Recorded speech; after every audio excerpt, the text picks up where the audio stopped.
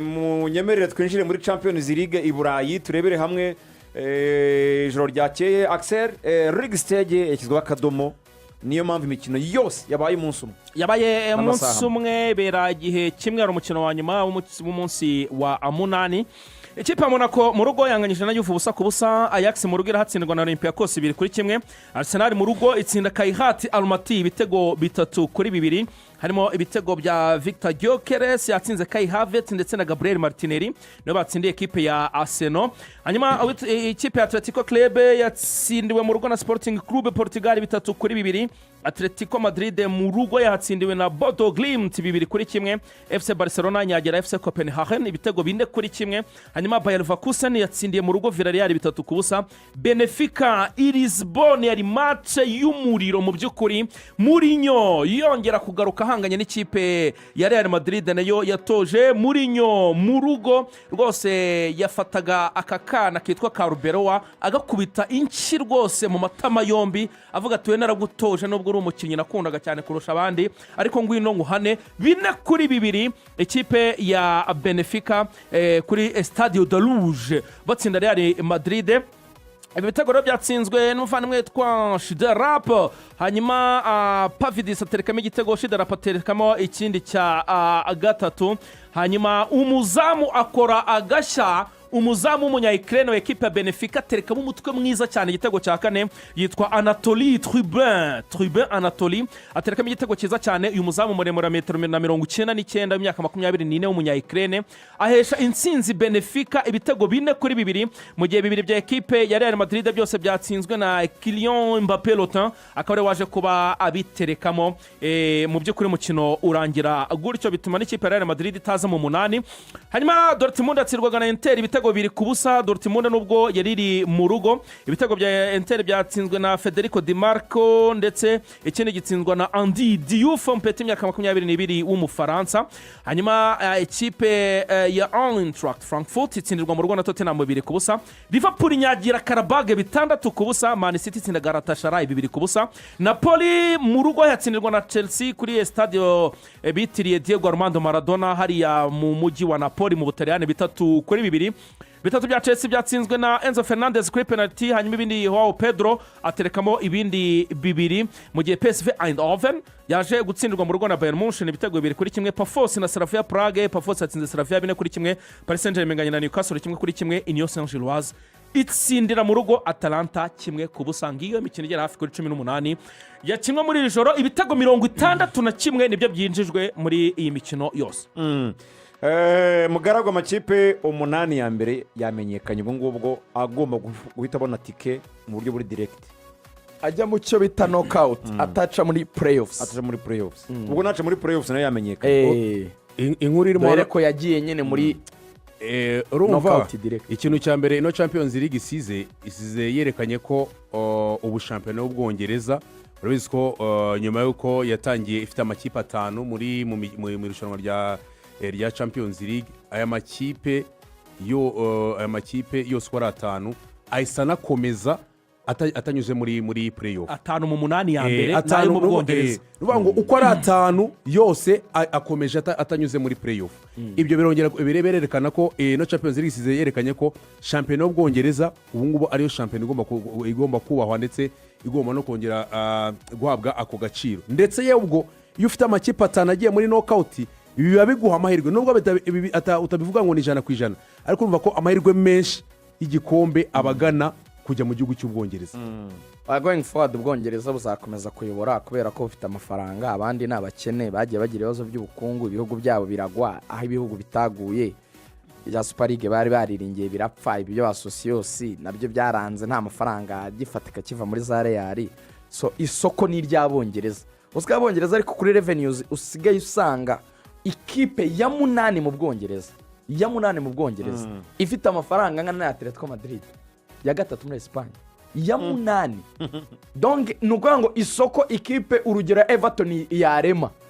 yarihuro na Atletico kandi Atletico ntiyihabye.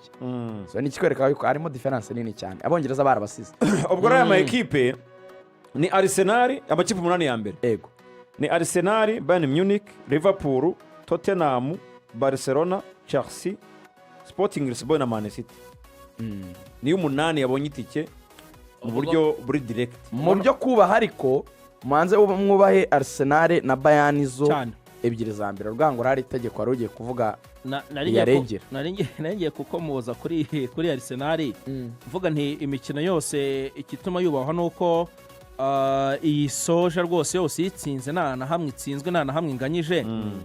umunani kuba atsinze Atletico 2-0 itsinda Olympiacos 2-0 itsinda Atletico 4-0 itsinda Slavia Prague 3-0 itsinda Bayern 3-1 Club Brugge rya 3-0 Inter rya 3-1 Kairat Almaty yasorejeho itsindwa 3-2 ibitego 24 yinjije muri iyi mikino umunani mu by'ukuri Arsenal indabo zayo zikwiye ariko ikipe ya mbere n'iya kabiri impamvu wumva barwanaga ino myanya yego nuvuga ngo Arsenal match zayo zose kugera muri demi finale izajya izakirira mu rugo nihagera ariko unuvuga ngo izajya ibanza hanze isoreze mu rugo nuvuga ngo iyo ni avantage keretse gusa iramutse ikipe yindi ifite avantage ni Bayern nayo izajya ibanza hanze isoreze match zayo mu rugo keretse gusa ziramutse zihuye Arsenal na Bayern nibwo nyine hakurikizwa itegeko ry'uko barabanza kwa Bayern barabanza kwa Bayern ko niyo yabaye ya kabiri basoreze kwa Arsenal keretse zigize inzira zihuriramo nibwo wenda Bayern nayo itagira avantage yuko match zose zazakira retour ariko kuba zarabashije kubona imyanya ibiri ya mbere izihabwa avantage ko zajya zakira match retour muri knockout stages ibyo birasobanutse bakomeza ubwo kuva ku ya 9 harimo Real Madrid Inter Domira Real Madrid yagayitse byongereho tubigarukeho Real Madrid Inter Domira Paris Saint-Germain Newcastle United Juventus Atletico Madrid Atalanta Bergamo Bayern Leverkusen Borussia Dortmund Olympiacos Lyon Club Brugge Galatasaray Monaco Karabag Bodo Glimit Benefica Benefica niyo 24 amakipe nyine agomba gukina playoffs hari yanga rero ntahita serezerwa yandi nuvuga ngo guhera kuri 25 abayagiye abayabayereminera ngo nuvuga ngo guhera kuri Marseille ya 25 kugera kuri Kairat ya 36 ayo ngayo abayagiye harimo Marseille ba Axel abangaba Marseille bone twebwe twakuyemo na kira gitego rega bakubise Real Marseille twavuyemo ebana ku munota wa nyuma usko yariri muri Belgique ikina na Club Brugge Club Brugge yiteye 3 Club Brugge match bari mu nyongera kwa Real Madrid nyine na Benefica yashyize kuri izino screen zo muri stade ikongratulating Marseille kuba nayo ikomeje nyine muri Champions League Real Madrid nyine bari bagiye kwiterera kufura nyine Turbe yaje gutsendamo igitego cy'umutwe mbumvaga byarangiye kuko nyine Marseille yariri imbere nyine ku mubare w'ibitego nyine noneho indi bura kimwe Benefica banganya amanota ariko Benefica iburi gitego ibonye kufura umuzamu arazamuka amaze kuzamuka uwitwa Mourinho aravuga ati ariko ejo bundi Mourinho yamubwiye ati je ni uko Mourinho yamubwiye ati je nagenda shaka abakinnyi bose mugiye ariko none Shakhtar yigeze gutsinda igitego cy'umutwe none Mourinho yanavuze ati ejo bundi dukina na Porto nabwo ati twatakaje match ariko nabwo akoze attempt y'umutwe ati yarabahitanye ati nabwo habuze gato yaravunderejemo ati rero ati nasimbuje abakinnyi abajemo basimbuye mbabwira ko turi inyuma igitego donc nitudatsinda ikindi gitego dusezererwa ati niba aribo bamuhaye message sinzi ati nagiye kubona mbona barazamutse bose nyine ati birangiye ati mbona giteretsemo Real Madrid nyine irya 4-2 n'amakarita atukura abiri ya Rodrigo Gosh ubwo izo match za knockout turi bujye muri Real shobora gutombora ikipe ya Benefica n'umundi cyangwa Bodo Glimit abantu babyumve Rodrigo ni Chouameni Chouameni harya oya wabonye karita ni Ascension uriya mudefenseur rero Ascension na Rodrigo Gosh Chouameni we yasimbujwe yaje kukurwamo hazamo kamavinga nyuma yo kubona umuhondo rero ubwo Real izatombora hagati y'amakipe abiri azatombora ku itariki 30 Real Madrid nabiri gusa ni Bodo kari akabodo kakubise Man City kana kubise Atletico ninjoro ko muri Norvege